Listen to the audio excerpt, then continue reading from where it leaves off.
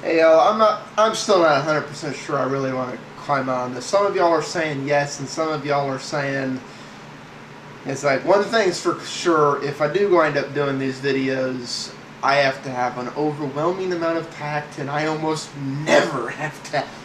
So, but I'm going to just hash out some more on the iPhone thing here in this one. A lot of people have been making comments that, well, there's no First Amendment right here at all because it's having to do with stolen goods. That's an interesting point of view to take. I'm going to tell you why I think all of you are wrong for saying that.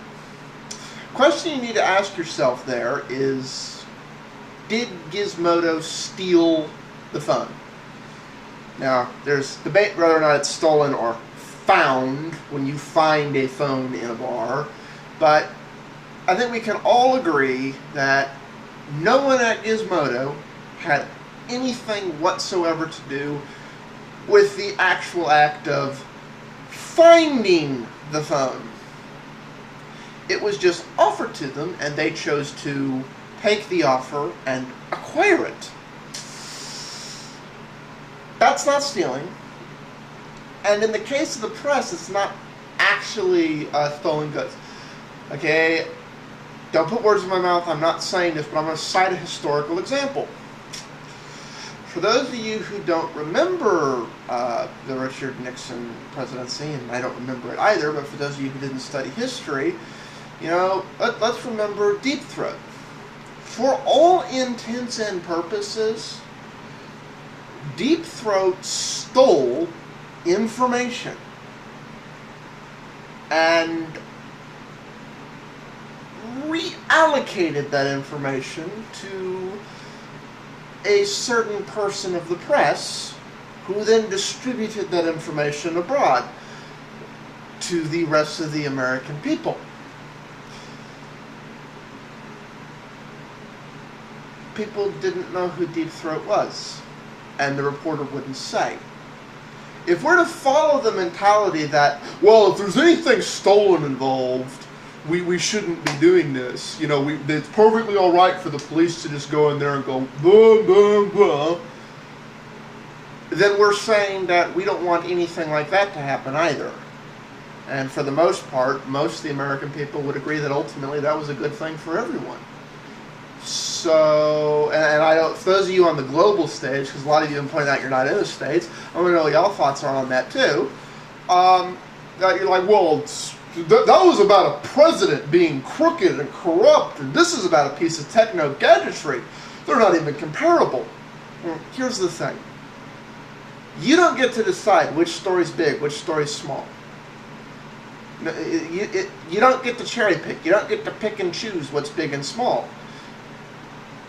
Because it's not an either or. It's an all or nothing thing when it comes to that. That's something you got to think about there. It's the same thing behind if you're in court and there's stolen or questionably acquired records that are pretty damning evidence for or against a certain side. Well, whichever lawyer's case that helps is going to try and get those records admitted into evidence. And here's the general agreed upon ruling in the courts. If the attorney and their staff actually had no part in stealing those records, they're admissible and they're absolved from it because it's in the interest of serving justice. And the same thing here with the interest of serving freedom of speech. The fact that the phone is or isn't stolen is entirely moot. It's found, it's not really stolen. And the other factor that's really left out of this, you know, people are like, well, it's stolen goods, it's stolen goods. Here's the thing that has now come to light. This wasn't evident immediately, but what's come to light is before all of this started going out, Gizmodo actually went to Apple and said, we've acquired your prototype phone. And Apple said, no, you haven't. That's not our phone. Like, oh, okay. Guys, they say it's not theirs. Let's have fun with it. You know, they paid for it. And sometimes Gizmodo presents opinions as fact. They're not the only new age journalism, and, you know, let's be honest, traditional journalism does that a lot too. It's your job as the end person to do some fact checking of your own.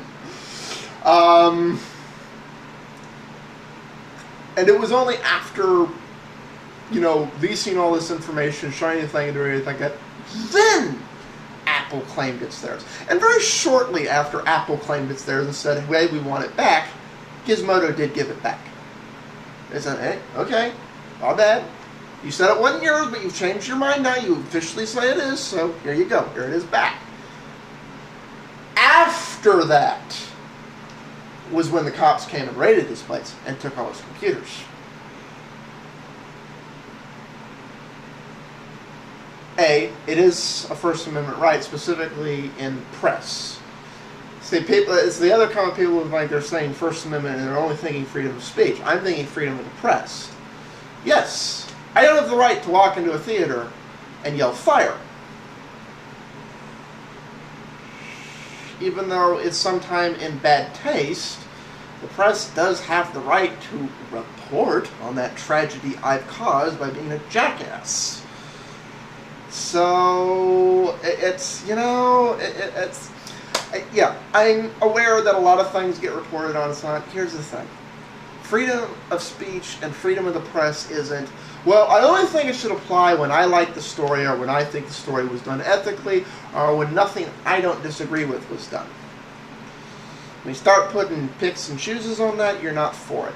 And this is the one other thing I'm going to get into here, and it's, you know, I'm not promising to keep doing these, but assuming some more of y'all can be civilized adults, aside, it's going to depend on how BR actually responds to this.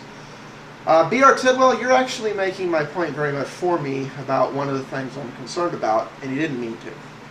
And that was you, as far as for free speech, we were talking about freedom of press there, but as far as free speech, you started going on about South Park. How you don't watch South Park because they offended your religious views. This is why I was, you know, asking whether or not I should do these. I wasn't specifically asking you, I was asking everyone in general. Because that's the general reaction I generally find humans give, whether they're Americans or abroad or whatever. The general reaction of humanity in general is you're attacking something I believe in, and therefore I think you should shut the fuck up. Now, you didn't say South Park should shut up, but you immediately wanted nothing to do with it because of the way they treated Jesus Christ. You know, high pot me kettle a little bit applies there. As you pointed out, and you now realize, South Park is an equal opportunity offender. And for the most part, shows like South Park and commentaries like that, oh yes, they're very much equal opportunities offenders. As a matter of fact, I think you'd be hard-pressed to find somebody that South Park hasn't attacked in the last 10 plus years of South Park. That's why I never take it personally when they attack anything I agree with. I go, I think they're a little wrong, but they've attacked everyone else. What's good for the goose is good for the gander.